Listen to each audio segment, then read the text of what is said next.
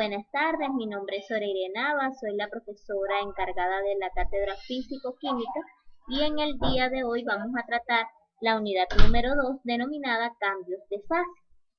Debemos recordar que para que pueda ocurrir que una fase la conocemos que puede estar en los tres estados de la materia, sólido, líquido o gaseoso, y que cada uno de estos cambios lo evidenciamos en la vida cotidiana cuando, por ejemplo, cae la lluvia, cuando se evapora el agua hirviendo, entre otros.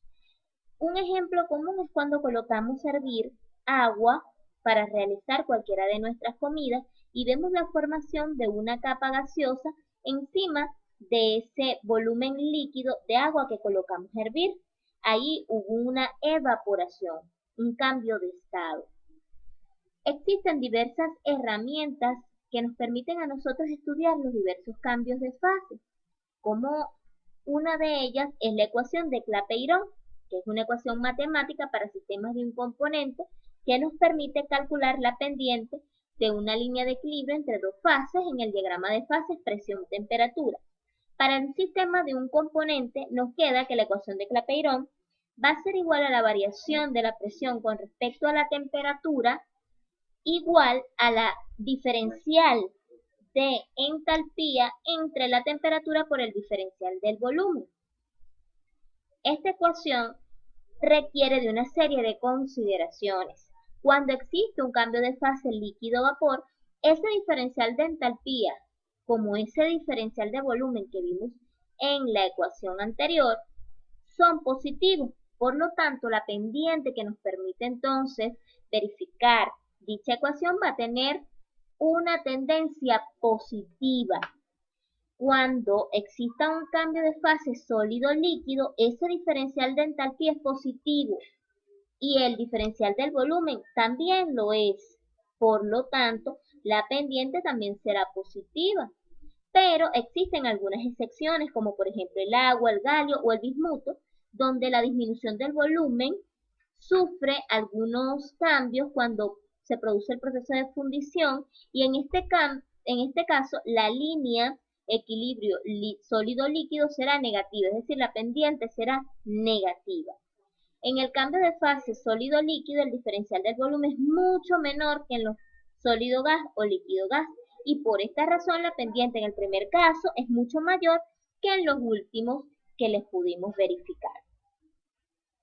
Para los equilibrios líquido-vapor y sólido-vapor se utiliza la ecuación de Clausius-Clapeyron, ¿verdad? Donde la variación del logaritmo neperiano de la presión en función a la temperatura nos va a quedar al diferencial de la entalpía entre R, que es la constante, por la temperatura al cuadrado.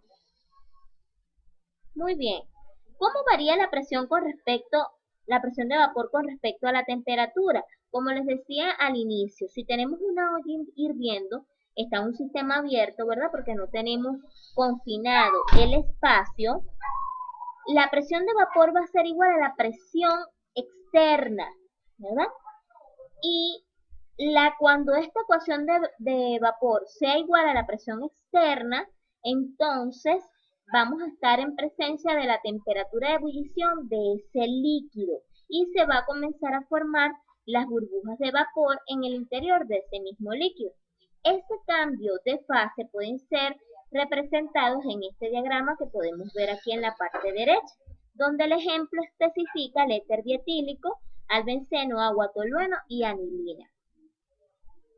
Muy bien, continuamos. Las consecuencias de esta influencia de la temperatura y la presión de vapor la podemos verificar, por ejemplo, en el monte Kilimanjaro en Tanzania, donde la altitud es de 5.895 metros de altitud y la presión es igual a 350 milímetros de mercurio.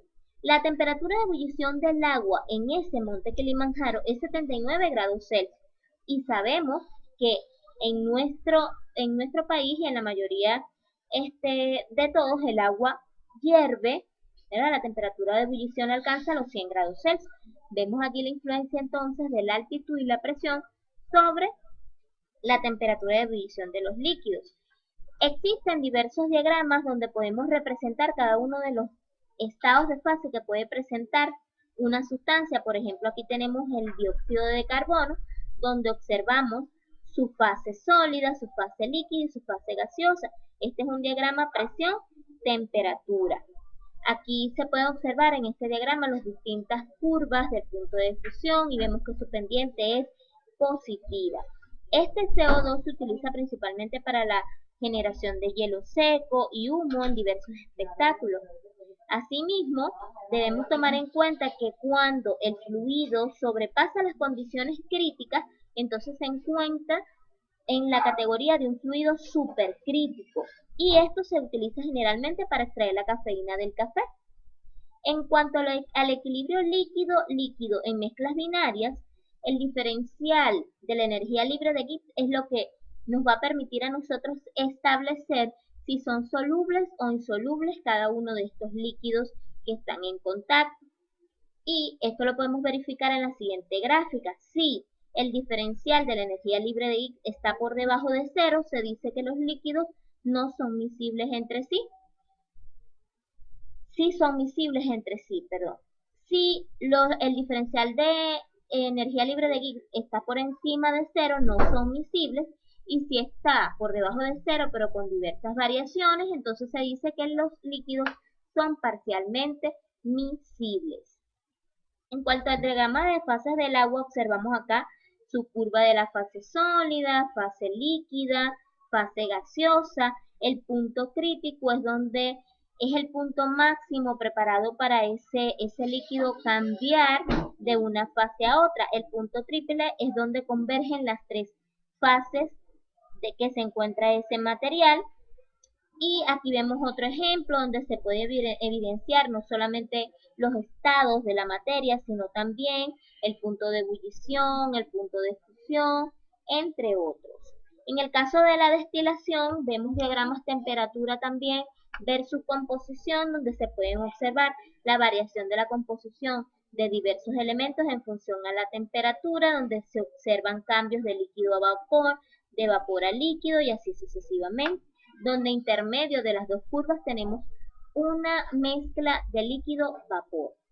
Bueno, muchachos, espero haya sido de mucho provecho la clase de hoy y dejo algunos ejemplos para repasar, para revisar en sus casas, ya que será lo discutido en el próximo encuentro.